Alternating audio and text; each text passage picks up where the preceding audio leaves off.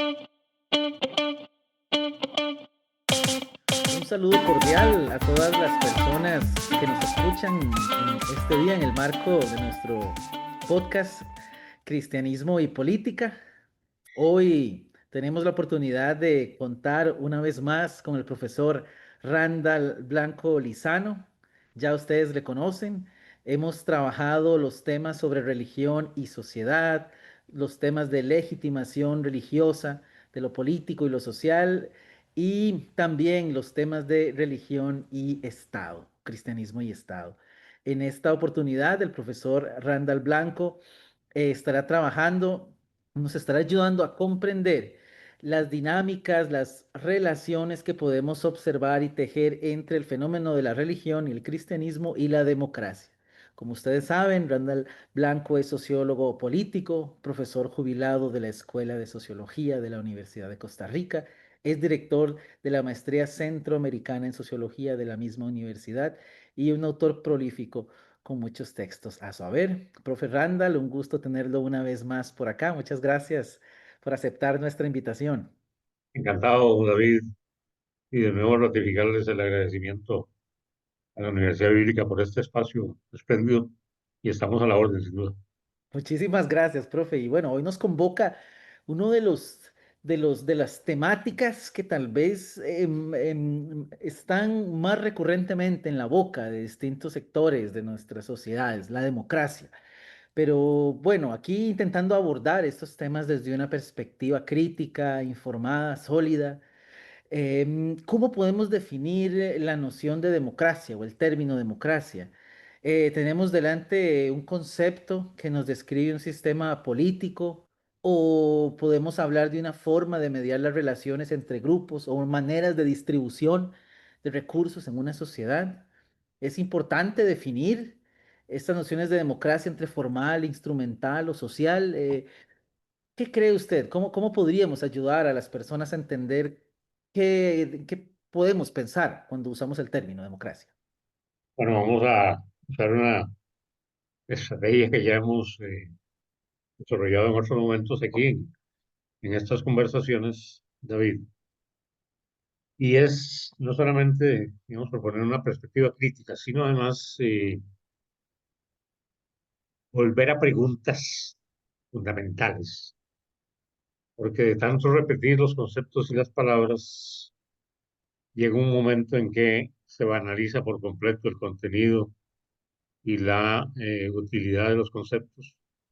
Y en este caso, democracia es uno de esos conceptos que requiere discusión a fondo, tal vez volver hasta sus orígenes, como lo voy a proponer ahora. Ujú, Pero quería introducir estos temas de hoy con una idea de un sociólogo francés, Pierre Bourdieu, que dentro de sus muchos aportes en un libro espléndido que se llama ¿Qué significa hablar? Bourdieu cuestionaba justamente la genealogía o el origen de los conceptos y desde dónde se emiten los conceptos y quiénes emiten los conceptos.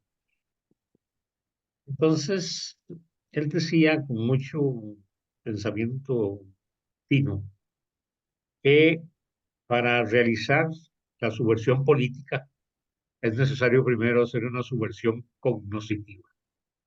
De manera que ese orden establecido que aparece como natural, que supone que el régimen por antonomasia es el régimen de la democracia.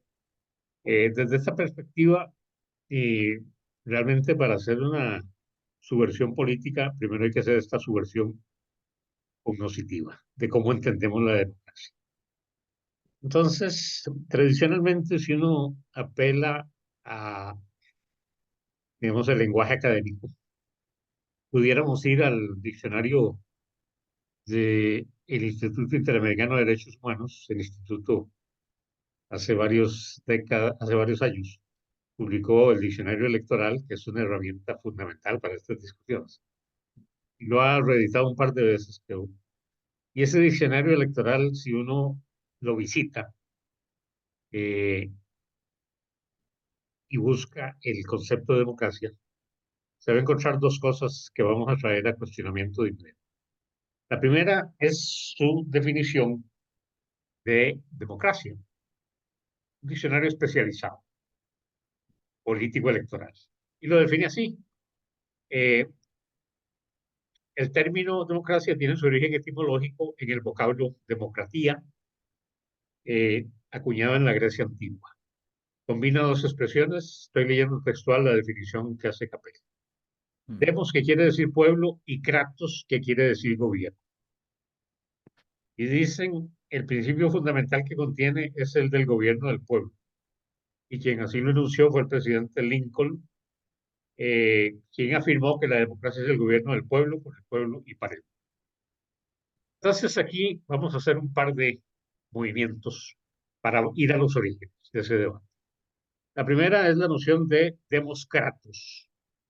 Vean ustedes que el concepto como lo propone Capel y por supuesto muchos investigadores y políticos del mundo, parten de esa raíz mítica que tiene origen en Grecia.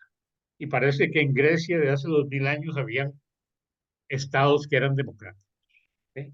Entonces hay una construcción que remite ya no a la Grecia real, el de los estados-nación esclavistas, profundamente militares, basados en sociedades absolutamente patriarcales, pero se olvida todo esto y de repente se quiere reducir esa historia de esclavitud, de esclavización, de violencia a su expresión de el encuentro de unos cuantos ciudadanos en la plaza pública, el ágora que le llamaban, donde se ponen de acuerdo, conversan y toman decisiones. Vean la forma mítica.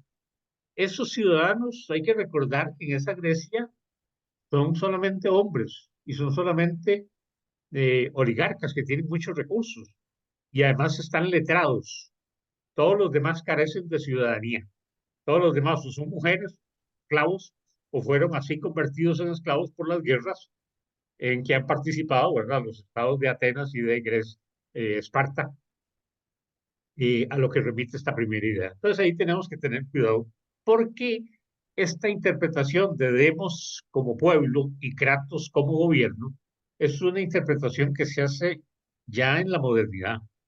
Esta es una expresión del siglo XVIII, donde sin duda alguna existe especial interés por generar esa interpretación.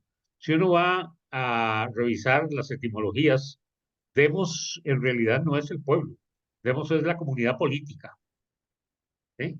Y Kratos no es el gobierno, porque claro, lo escuchamos en estos momentos y decimos, sí, Kratos es el gobierno. No, Kratos en la etimología griega es ejercicio de poder.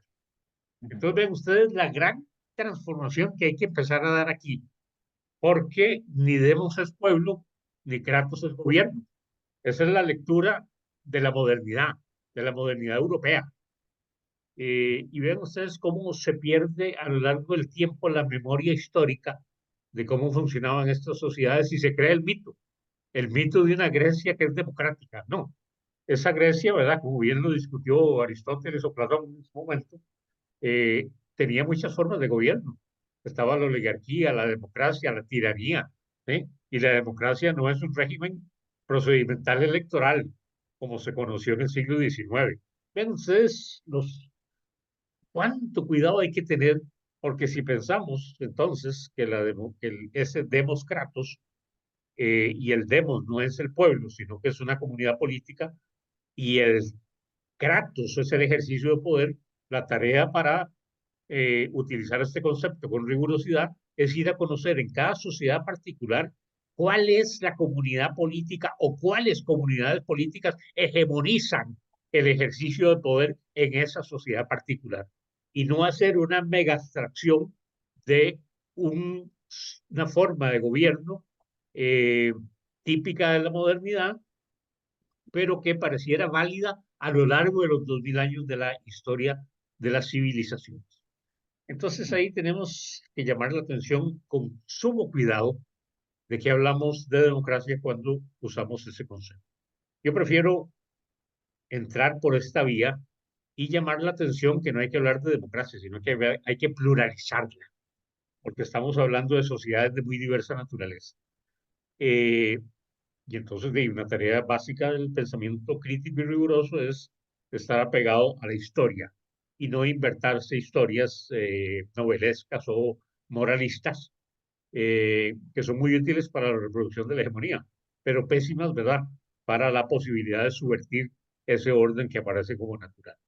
La segunda parte de la definición de Capel es otro relato que probablemente aquí, ¿verdad?, vamos a ser sin duda especialmente subversivos en esta subversión cognitiva, que es invitar a quienes nos están escuchando y viendo a que vayan y revisen el famoso discurso de Gettysburg, que es desde donde se reclama el origen del concepto en el pensamiento de Abraham Lincoln.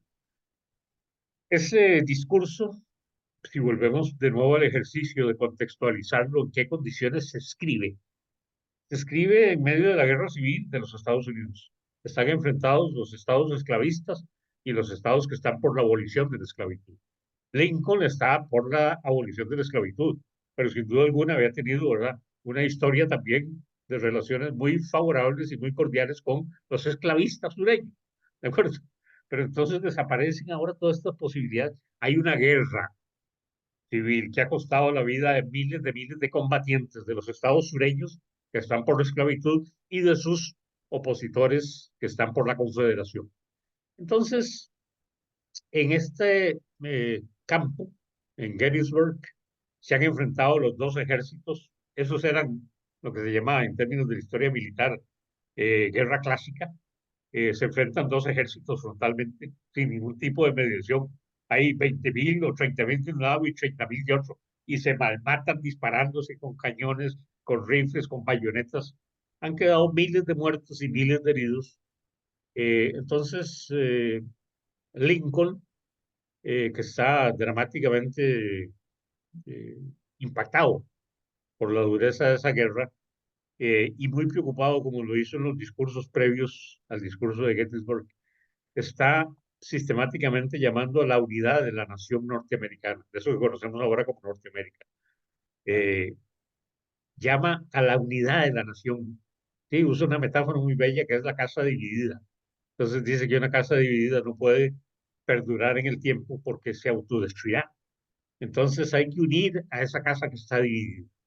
En esas preocupaciones, en esos contextos de la guerra de secesión, eh, de este discurso famoso eh, de Lincoln, en que fue emitido el 19 de noviembre de 1863. No lo voy a leer todo, es un discurso en todo caso muy breve y muy bello, pero en el discurso, en el cierre, dice Lincoln: más bien nos corresponde aquí el dedicarnos a la gran tarea que resta por hacer, que tomemos de estos honorables muertos, eso que les comento, ¿verdad? Hay miles de muertos ahí, una aumentada devoción para la causa por la cual ellos brindaron la última prueba de devoción. Aquello que nos hace entender que estos fallecidos no han muerto en vano, que esta nación, bajo Dios, deberá tener un nuevo nacimiento de libertad y que el gobierno del pueblo, por el pueblo y para el pueblo, no perezca de este mundo. Así cierra. La invitación, ¿cuál es? Vaya y revisa usted en qué parte de ese discurso está la palabra democracia y no la va a encontrar por ningún lado. Después se ha hecho todo un panegírico que ese es el origen de la palabra democracia. No, Lincoln está hablando, como bien lo dice en el discurso, ese es el concepto de nación, no el concepto de democracia.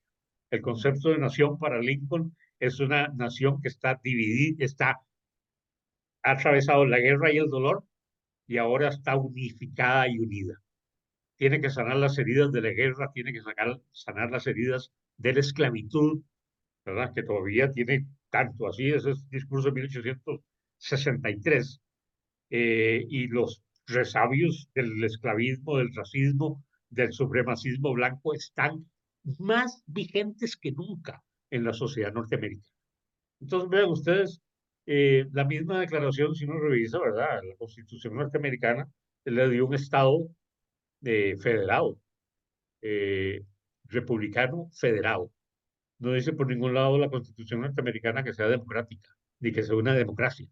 Entonces, ven ustedes realmente, si volvemos a una revisión rigurosa, tanto de lo que es la etimología, como el contexto en que nace, como sus usos políticos a lo largo del tiempo, entonces vamos a poder colocarnos mejor en condiciones de no vivir de un mito que está haciendo aguas en las últimas 4 décadas y particularmente en la última década, donde efectivamente se cuestiona qué es el pueblo, se cuestiona cuál es la soberanía, se cuestiona cuáles son los derechos de los ciudadanos, se cuestiona cuál es los límites de ese sistema político. Y más bien ahora llama la atención, ¿verdad?, que haya tanto sector que se autodenomina demócrata o progresista en distintos países de América Latina o de Europa, que más bien están por romper las reglas del juego. Con los avances de la derecha en Francia se quiere prohibir a Le Pen. Con los avances de la derecha en Rumanía se quiere prohibir los partidos de derecha. Con el auge de los partidos nacionalistas en Europa se quieren prohibir los partidos políticos. Ya Petro y Orso, ¿verdad?, descubrieron que controlar la Asamblea no, sino la Corte Suprema, le da un poder espectacularmente útil. Mm. Entonces, tanto por sectores que se reclaman de izquierda, ¿verdad? Como aquellos que se reclamaban de derecha, pero todos reivindicaban la libertad como fundamental, y ahora quieren controlar, eliminar partidos que no participen en elecciones. Es decir, hay una crisis que mejor vamos reconociendo y me parece que esta forma en que estamos planteando aquí la discusión orienta alguna vía interpretativa que no nos permite vivir del mito, sino decir, bueno, ¿cuál es la comunidad política norteamericana? ¿Qué sectores son? ¿Qué grupos la integran? ¿Cómo luchan por el poder? ¿Cómo ejercen poder? ¿Cuál es la comunidad o cuáles son las comunidades políticas costarricenses que están en disputa? ¿Qué grupos la integran? ¿Qué posibilidades de participación real tienen los Mm. partidos y las ciudadanías? Porque vean ustedes que aquí hay un tema muy delicado y de fondo. Estos que reclamaban libertad y derechos humanos le dieron a los partidos políticos el monopolio de la representación. No se puede participar en elecciones en ningún país del mundo si no es por medio de partidos políticos. Entonces, ¿en qué se convierten? En maquinarias oligárquicas. Eso es lo que ha pasado. Eso es lo que ha pasado. Entonces, quienes dominan la oligarquía interna del partido son los que van a colocar candidatos, los que definen quiénes tienen puestos en la Asamblea Legislativa, quiénes son elegibles en las elecciones, pero seguimos reclamando, no, la democracia es el poder del pueblo. Y yo tengo que decir explícita y profundamente y claramente aquí que el pueblo es una categoría moral. ¿Sí? Eso es algo que golpea, ¿verdad? Sin duda alguna, la, mm, las aspiraciones de tantos sectores, ¿verdad? Que como usted muy bien señala, profesor, utilizan la democracia como término, como herramienta discursiva, como instrumento legitimador de Sin acciones, duda. de proyectos, y tal vez escuchándolo ¿verdad? En este ejercicio etimológico y luego la referencia a la actualización de los usos y las nociones. Yo quisiera tal vez preguntar para atar cabos un poco, cómo se llega de esta noción clásica del uso de democracia a luego a esta conceptualización moderna del siglo XIX en la cual se plasma la idea del gobierno del pueblo para terminar en las elecciones, para terminar en los partidos políticos y en un fenómeno adicional, que es como usted dice, el control oligárquico de este sistema político. O sea, Sí, cómo se traduce, verdad? hay que volver, como ya lo hicimos en otro programa, en otra conversación de estas, efectivamente al momento liminar que fue la Revolución Francesa. Mm. Esa revolución reclama con algunos de sus ideólogos más notables, muy conocidos, los nombres de Rousseau, de los enciclopedistas, de la tradición más bien inglesa del pensamiento de Hobbes y Locke, eh, que vienen construyendo el relato del contrato social. Mm. El contrato social, entonces, frente al poder divino de los reyes, que es la guerra, las luchas contra el absolutismo en el siglo XVII y XVIII, En Gran Bretaña había tenido una primera interpretación, que fue la creación del Parlamento. Y ahí no cortaron cabezas como si sucedió en Francia, llegaron a un acuerdo político entre la nobleza y la naciente burguesía, y permiten la construcción de ese aparato político que va a mostrar más adelante su enorme alcance, es el Parlamento. Es decir, sentar, ¿verdad?, a representantes de diversas tendencias y fuerzas a que resuelvan sus conflictos, ¿verdad?, en medio de conversaciones y parlamento, ¿verdad?, porque de ahí viene del parlare, hablando mucho, negociando. Pero vean ustedes que de nuevo son sectores privilegiados. Los parlamentarios británicos de la Revolución Gloriosa, como la llamaron, en 1688, todos son, ¿verdad?, representantes de grupos económicos poderosos, eh, como bien estamos tratando de argumentar, ¿verdad?, que interesa conocer cada sociedad, sus comunidades políticas, qué recursos tienen, cómo ejercen el poder. Bueno, en esa forma particular se hizo por medio del parlamentarismo, ¿sí? Un siglo después es la Revolución Francesa, y aquí lo que tenemos es la gran activación de muchos grupos y fuerzas y sectores que reclaman de la burguesía la necesidad de acabar con el poder absolutista de los reyes, que además tienen un origen en Dios, Ujú. porque de Dios viene el poder. Entonces, creo que hay que hacer dos cosas, ¿verdad? La primera es mostrar que el poder es terrenal y no divino. Y una forma de mostrar que el poder es terrenal es mostrando que el rey, como cualquier humano, también se le puede caer la cabeza. ¿De acuerdo? No solo se le cayó, ¿verdad? Se la cortaron a Claro. miles.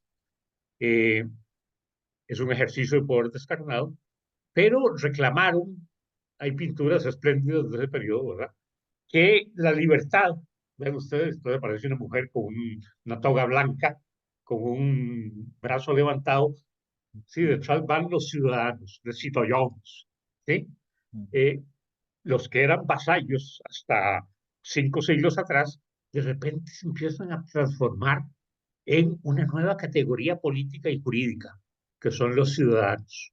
Entonces, el papel de ciudadanía ya no solamente lo tienen los grupos oligárquicos y poderosos, sino que se empieza a constituir ese nuevo sujeto político que es el pueblo. Detrás de la libertad viene el pueblo francés. ¿Y qué hizo el pueblo?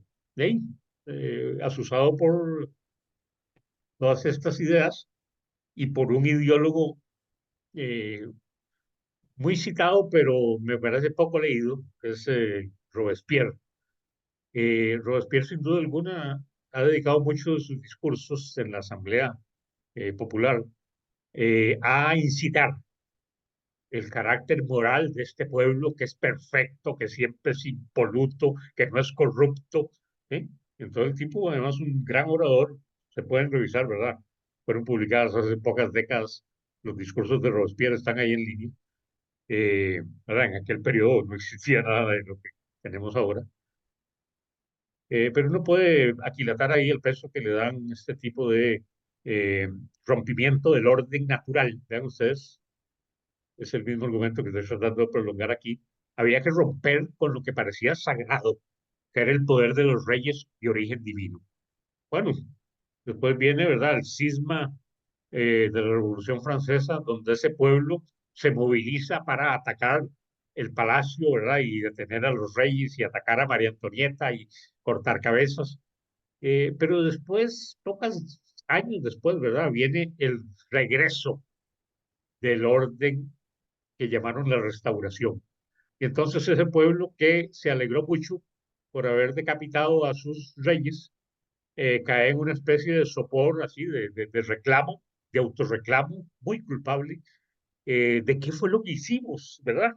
Entonces, claro, Napoleón, han pasado ya algunas décadas después de la caída de los reyes, Robespierre también es decapitado, y Napoleón, que no puede ser rey, porque estos tienen origen divino, muy sabiamente, ¿verdad? Regresa más atrás todavía y se quiere proclamar emperador de Francia. Entonces, Gay monta toda una eh, representación donde están los militares, que los dirige, por supuesto, están los viejos nobles, de la nobleza francesa, y está la cabeza de la iglesia en un acto de representación espectacular. El sacerdote viene a colocarle la corona a Napoleón, Napoleón se la quita de las manos y se la pone. Gran hecho terrenal, ahora el poder es él. ¿Sí?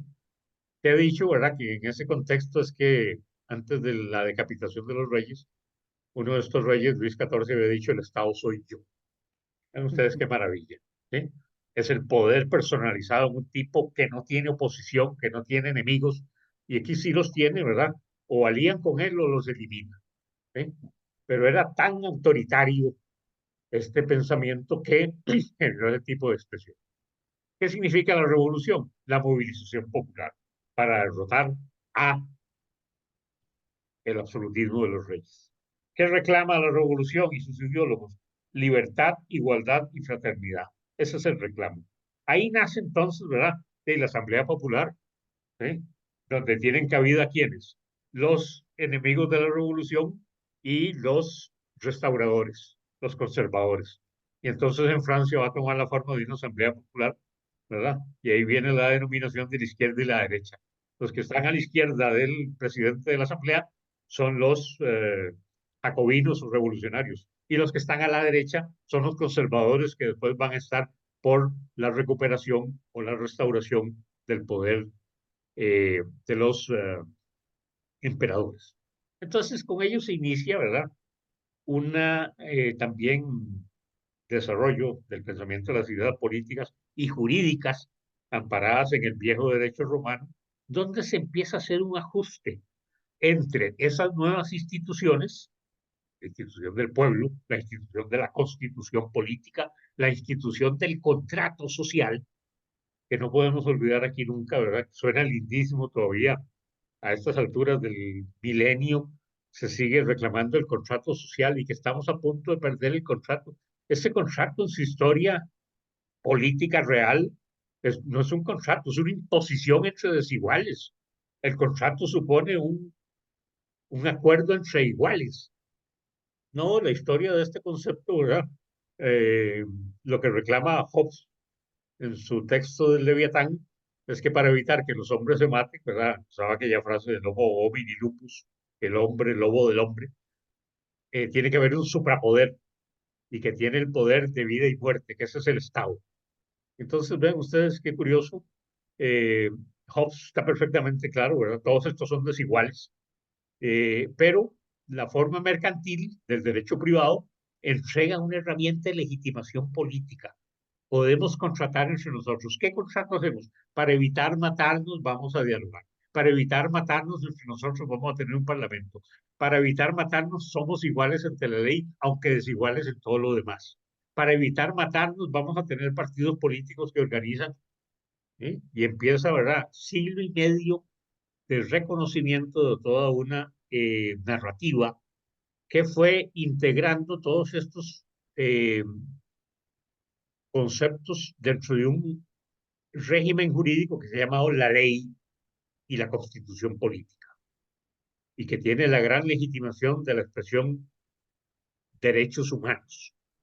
Entonces, vean ustedes qué dramático resulta pensar que estamos montados sobre sociedades que se reclaman formalmente iguales en la ciudadanía, pero en la ciudadanía de esos iguales, en su dimensión económica, son absolutamente desiguales, ¿sí? Y entonces, ¿verdad?, se encuentra usted ahora en este periodo el gobierno de los tecnócratas multimillonarios haciendo la guerra y rearmando Europa de nuevo, que van a ir a una masacre generalizada entre ellos en nombre de los derechos humanos y la democracia y la seguridad. O sociedades como la costarricense, que en 30 o 40 años pasa de ser una de las sociedades que se reclama más igualitarias del mundo a ser una de las 10 sociedades más desiguales del mundo por los índices de concentración de la riqueza que se da en medio de una democracia que es reclamada como una democracia perfecta. Entonces, ¿qué tiene perfecta esa democracia?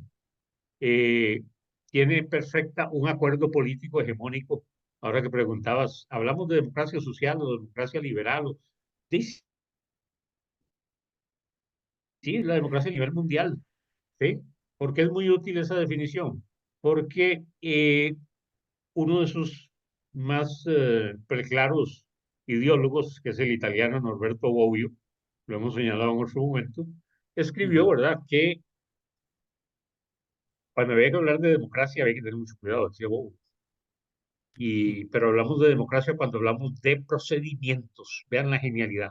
Sí, sigue la formalización de la política, no el reconocimiento real del ejercicio de poder. Y entonces hay que estudiar los procedimientos. Y entonces dijo Bobbio que la democracia es un conjunto de reglas, pero reglas mínimas. ¿Sí? Entonces hay tres reglas que cumplen los sistemas democráticos eh, que tienen esta característica en el marco de la democracia representativa. Tienen que ser sociedades que garantizan derechos y deberes de los ciudadanos. ujú, Tienen que garantizar que haya una amplia participación de los ciudadanos y de partidos para que los ciudadanos puedan escoger partidos. Y tienen que tener una regla de mayoría que permita la legitimación del rey. ¿Verdad? En Costa Rica son 40%, el que gana, ¿verdad? Tiene que tener 40%. En otros son 50, en otros el 30%. Pero si usted cumple esas tres características de la democracia mínima, y garantiza derechos y deberes a los ciudadanos.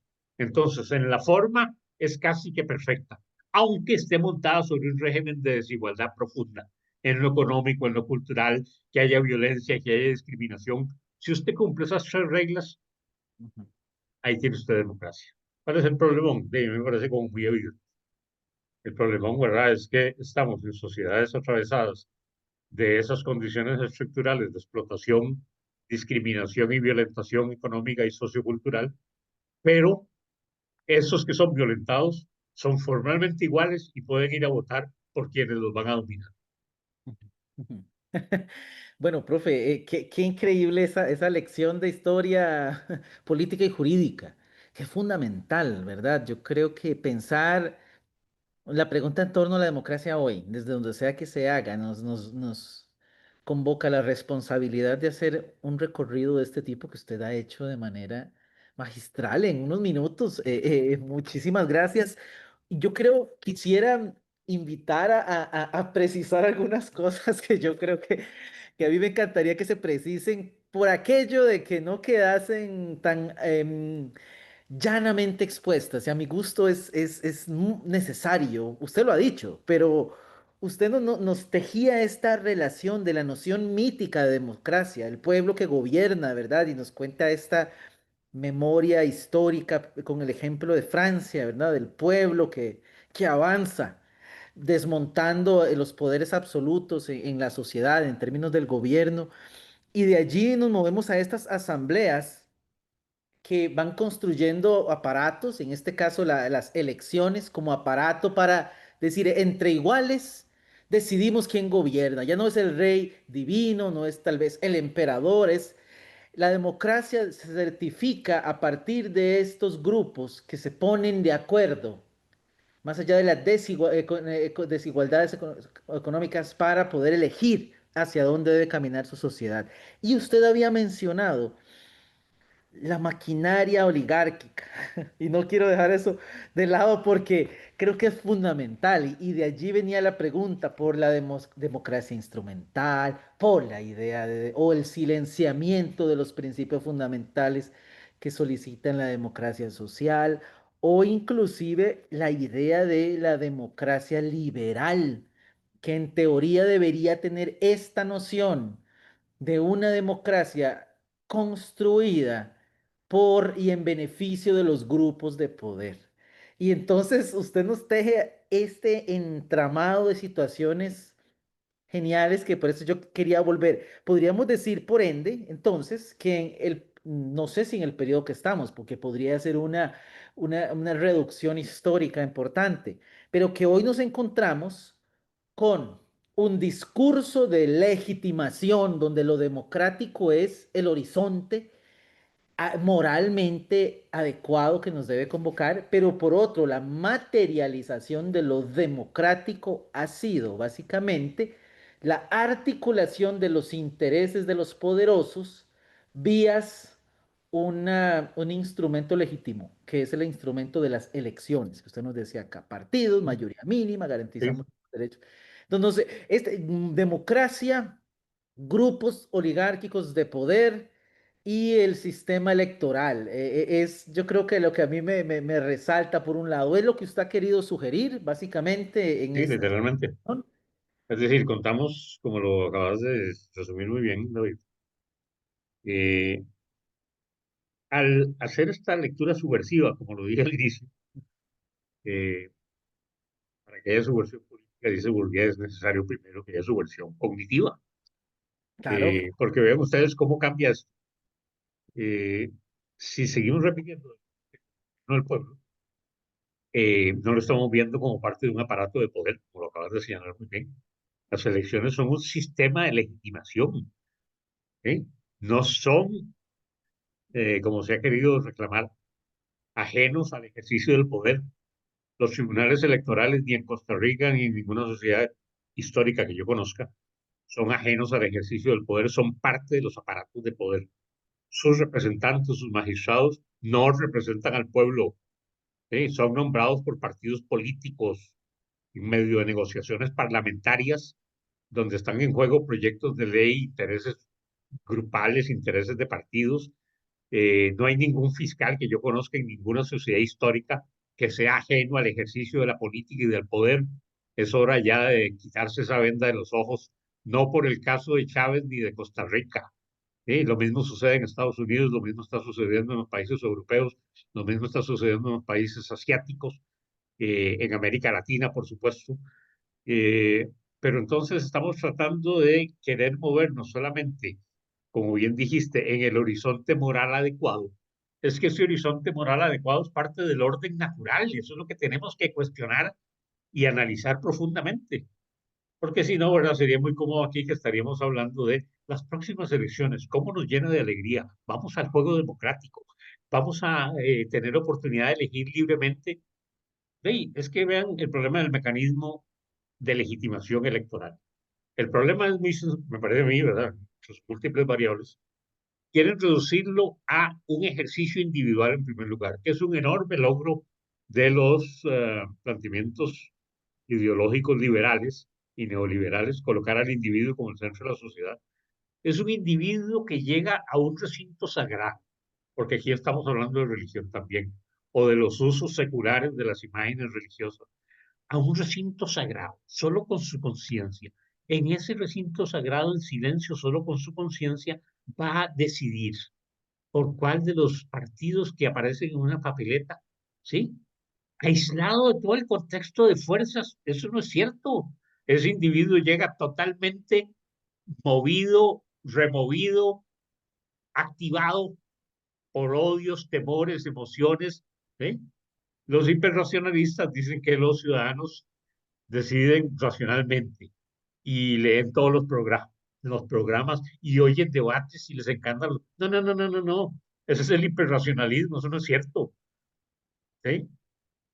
Los ciudadanos convocados como electores son literalmente movilizados emocionalmente. Los llaman a comprometerse con la justicia, con la ley, con la constitución y con los valores sagrados de la democracia, para que cumpla. Una vez que va y ejerce el voto, no lo vuelven a llamar hasta 4 años después, porque el mecanismo legitimador lo que sirve es para que yo acepte que yo estoy votando por el que va a decidir por mí. ¿Qué clase de democracia es esa, por favor? Lo que necesitan es un mecanismo de legitimación que permita decir que ese por el que yo voté está eligiendo por mí. Pero mi libertad, ¿dónde queda? Mis derechos como ciudadano, ¿dónde quedan? El contrato social ese de desiguales, vean la maravilla cómo funciona la forma y no el contenido. ¿Sí? ujú, De manera tal que yo voto por cualquiera de estos que después decide por mí y no me vuelven a llamar, no vuelvo a participar en nada. Y si participo críticamente me convierto en un enemigo del gobierno en el acto. Este o el anterior o el tras anterior o los próximos que vienen.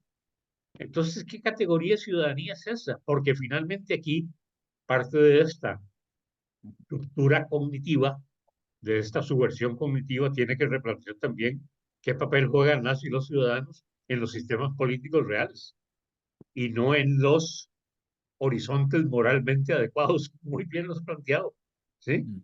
Porque está haciendo aguas por toda parte este conjunto de interpretaciones de la democracia liberal como único orden existente. eh, Hay que decirlo de nuevo porque esto es un asunto de discusión histórica. Con la caída del muro de Berlín, que es todo un símbolo, un ideólogo norteamericano escribió un libro, Francis Fukuyama, y el libro se llamaba El fin de las ideologías. Y dijo, bueno, se acabó la guerra bipolar, ya no hay socialismo y capitalismo, ganó el capitalismo. Ahora todos vivimos la era de la libertad.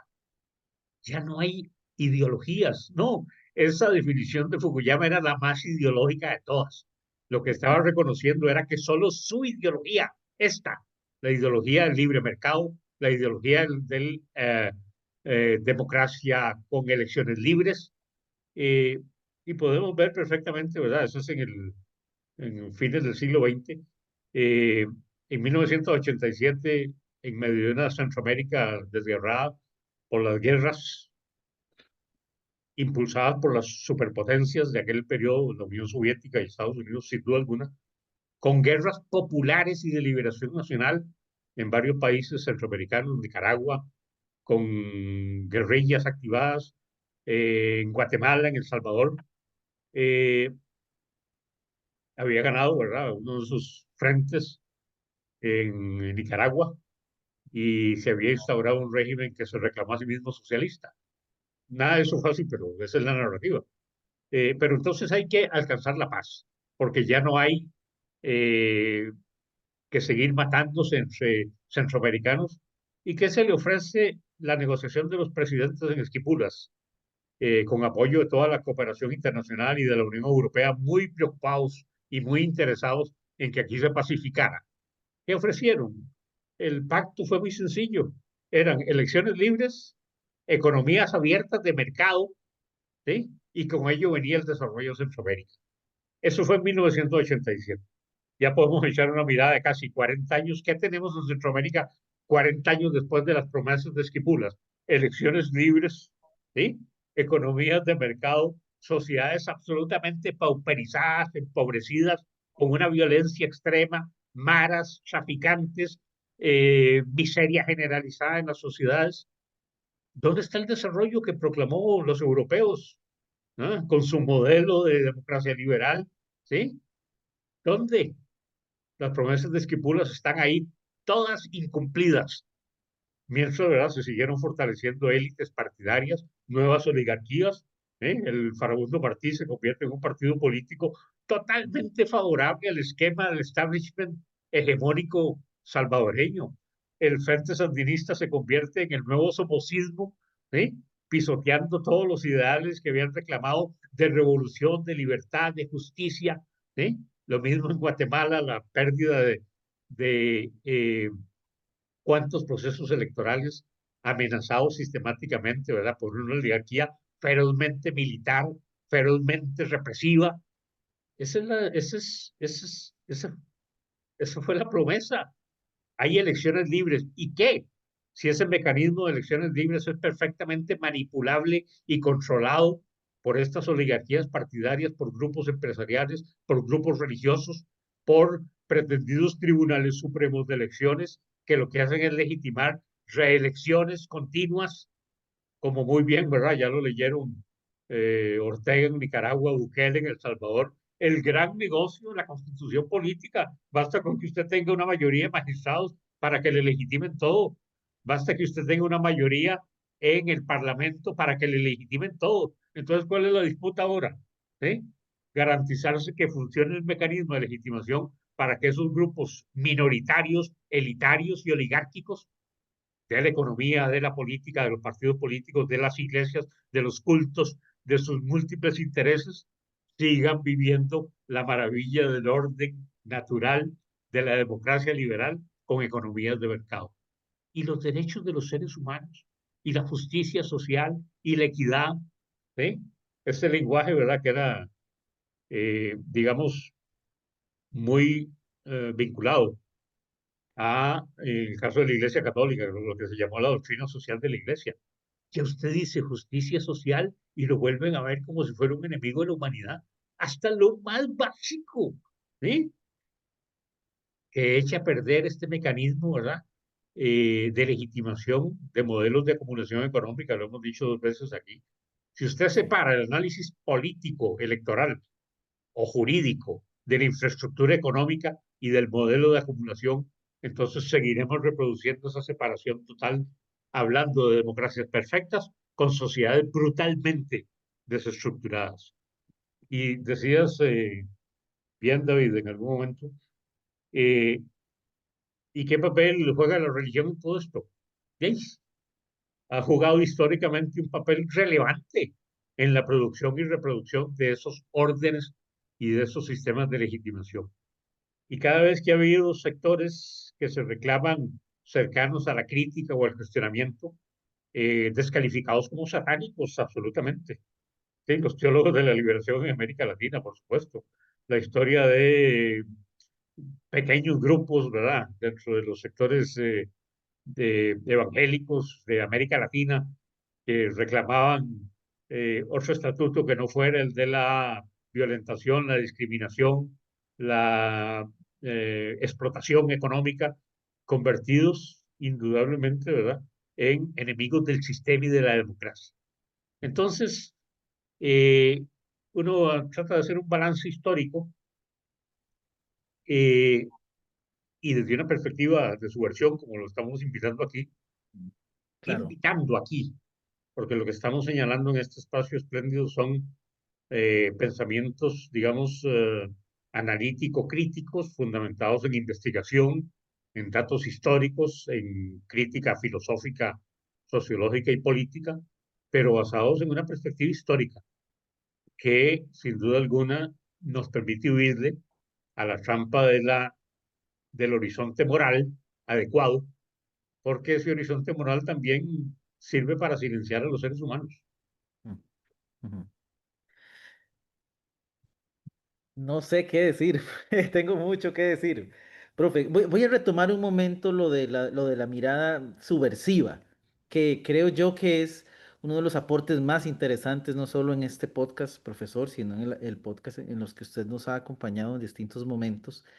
Y parto de la idea de esta noción subversiva como una necesidad crítica, seria, en términos explicativos, políticamente situada irresponsable, ¿verdad? Responsable, teológicamente comprometida, y muy bien lo menciona usted con el vínculo en la historia larga de América Latina, de países, de países en el continente africano o asiático que de alguna manera hicieron la pregunta. Usted me hizo recordar la frase célebre que circulaba, muy famosa de Dom Helder Cámara en los 80: si doy ¿No? pan a los pobres, me dicen santo. Si pregunto por qué son pobres, me dicen comunista, en el contexto de la Guerra Fría, ¿no? Tom Elder Cámara, de grata y Claro, espléndida memoria. y profundamente humanística.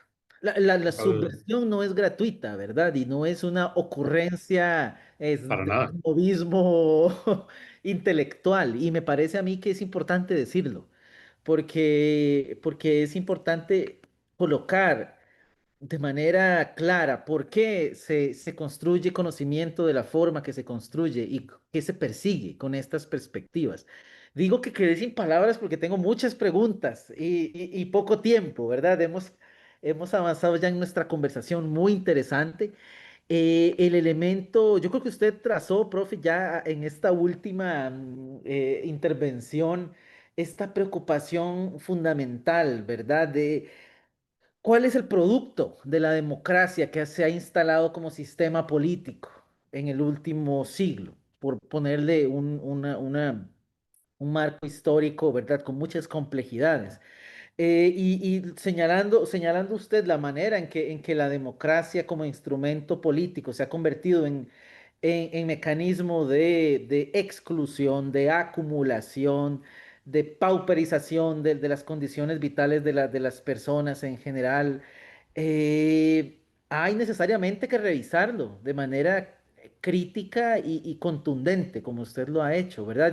Y la pregunta que va quedando allí, que ya yo no sé si tomarla ya o sugerir una nueva discusión, es qué horizonte tenemos ahora. Por ejemplo, cuando pensamos en democracia, ¿hay alternativas? ¿Es posible repensar articulaciones sociales democráticas que prescindan de alguna manera de estos sistemas oligárquicos? Y segundo, ¿verdad? Y que es fundamental para nuestra discusión, y usted lo mencionó brevemente, la noción de la consagración de la democracia, Sí, que como usted lo mencionó muy bien, se consagra como sistema político, y esto del Tribunal Supremo de Elecciones, usted ya lo ha dicho, hay una suerte de remitologización de la de institución, acuerdo. ¿verdad? De Y acuerdo. una mitologización, como usted lo señala muy bien, en el mundo secular que acude al pensamiento religioso. Cuestionar la democracia en abstracto y a veces en concreto es atentar contra algo que es sagrado y no contra alguien, que es lo más curioso, ¿verdad?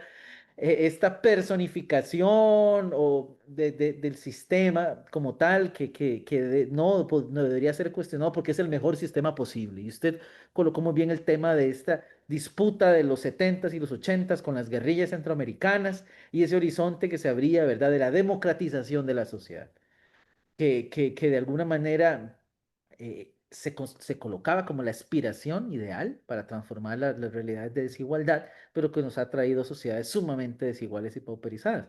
Y segundo, actores, instituciones e instituciones religiosas en la construcción del sistema político. ¿Cómo se ha participado, verdad?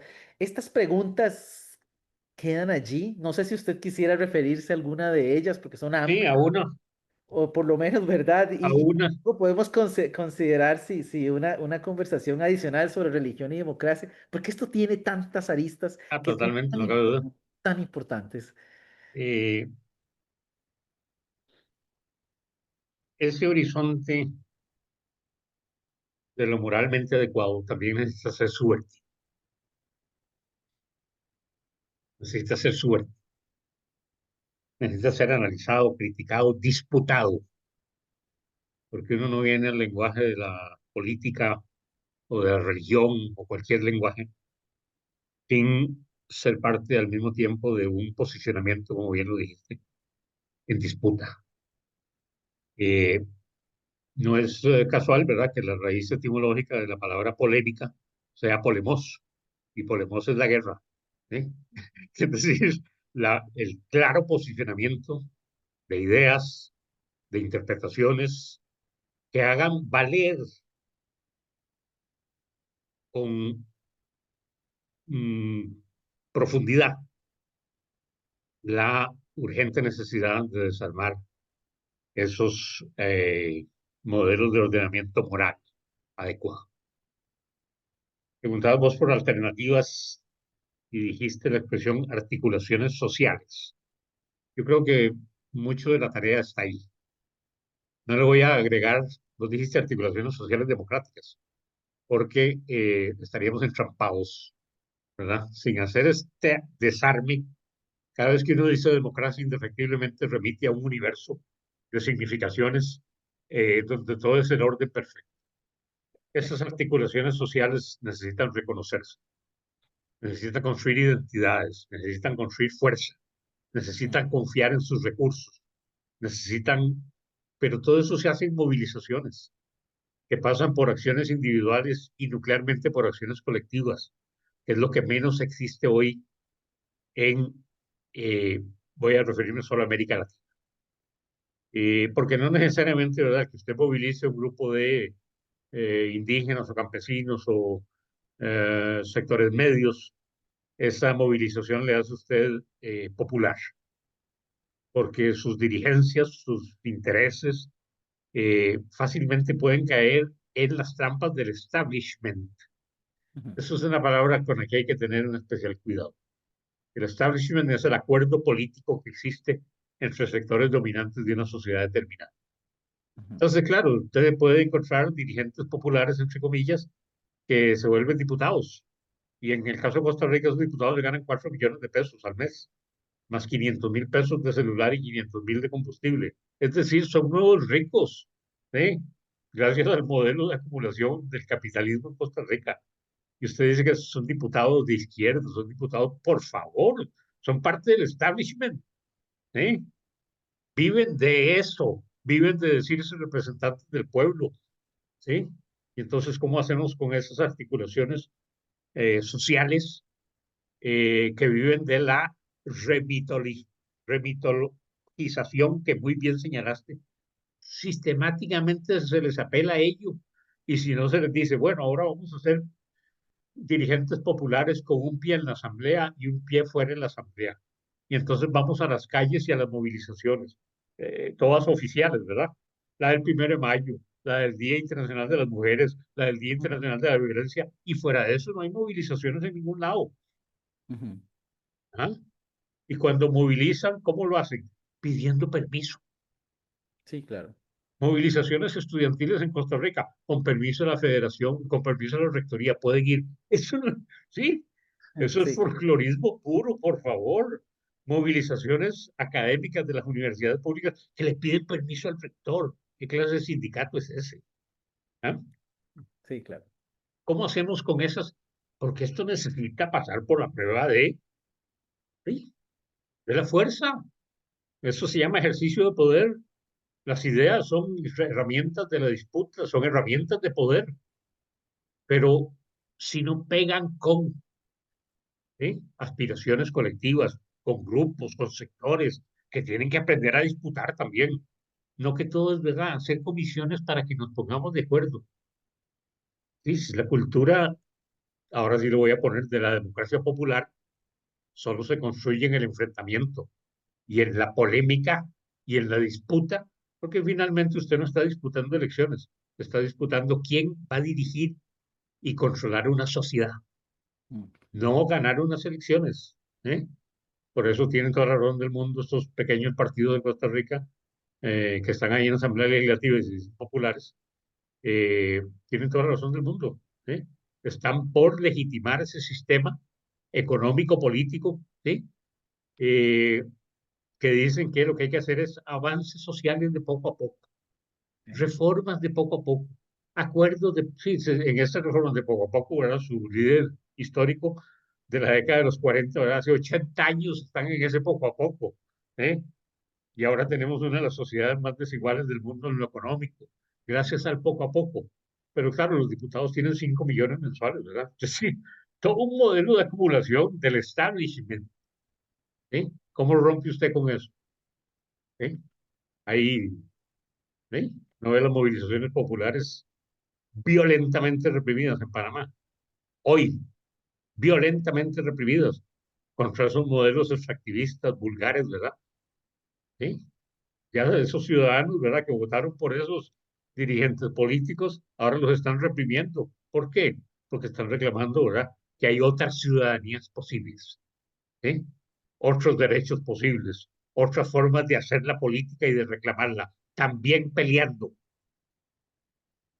Pero claro, estamos en la trampa de el orden moral adecuado, con el lenguaje políticamente correcto, teológicamente correcto, que no puede, ¿verdad? Permitir que se le salga del canasto ni una sola pieza. Por eso utilizan este lenguaje, David, Claro. tan cercano a la religión, que consagra instituciones, consagra prácticas de desigualdad, consagra prácticas políticas religiosas de silenciamiento. Está usted con su conciencia solo ante la urna y ante el deber sagrado de cumplir la patria. ¡Qué potente articulación!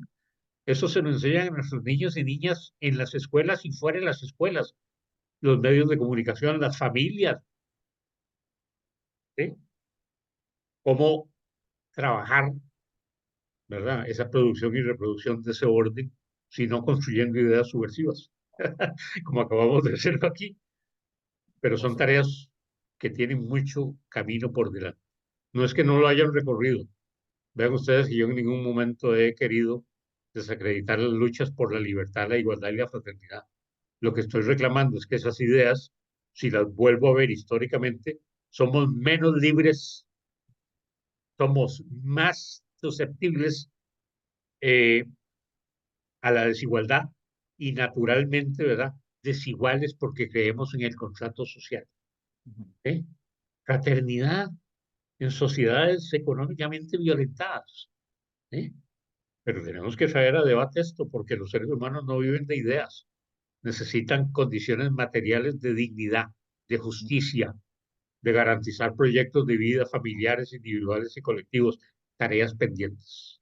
David, muchas Muchas gracias. gracias, profe. Yo creo que esa reflexión nos ayuda a cerrar la discusión de esta mañana. Hay mucho todavía que colocar sobre la mesa, No pero me cabe parece duda. que los elementos críticos propuestos y esta última reflexión final del por qué hacemos lo que hacemos y desde esta perspectiva se legitima por sí misma, me parece a mí. Pero Así, también ve, cosa que es muy importante, David, dejar esta idea así muy subrayada en el cierre mm, de estos cuatro grandes primeros experimentos de podcast. También el lenguaje de la política, también el lenguaje del análisis sociológico, político, pasa por ética, ujú, indudablemente. Y la correcto. esperanza es un punto en contacto entre la teología, la política, la justicia, la razón. Y es un gran movilizador individual y colectivo. Por eso cerramos con esperanza. Si no, esto no tendría ni Va. media vez. Sin duda, por eso es Esperanza que histórica, por supuesto. sí, sin duda alguna, adicionalmente. Tenemos, creo yo, muchas coincidencias, ¿verdad? Y creo que también a nuestra audiencia a la que apelamos, que es una audiencia pues que acude a la fe como su horizonte de sentido, Es pero clave, es sin una duda. fe que debe historizarse en la construcción de justicia para todos y todas, ¿verdad? Y en las democracias donde hay posibilidad de votar y salir a la calle, pero se reproduce la violencia, la explotación, la exclusión, la marginalidad no puede simple y sencillamente caminarse de la misma manera. Y necesitamos revisitar las ideas, los conceptos, las formas de comprensión y articulación, como usted muy bien lo ha señalado, profe Randall. Una vez más, muy agradecidos y agradecidas desde la institución y personalmente por su aceptación de tener estas conversaciones. Han sido de muchísima riqueza y sin duda alguna volveremos a molestar por allí, a tocar su puerta Con mucho gusto, para sin duda. conversar, agradecer, ¿verdad, profe? Randall Blanco, sociólogo político, Encantado. eh, con muchas obras a su haber y ahora construyendo este texto sobre democracia vengativa, profesor, que esperamos que cuando lo tenga podamos presentarlo también en el marco del podcast. No, no Así cabe duda. Mucho gusto. agradecerle una vez Muchas más. gracias. No, profesor, a usted.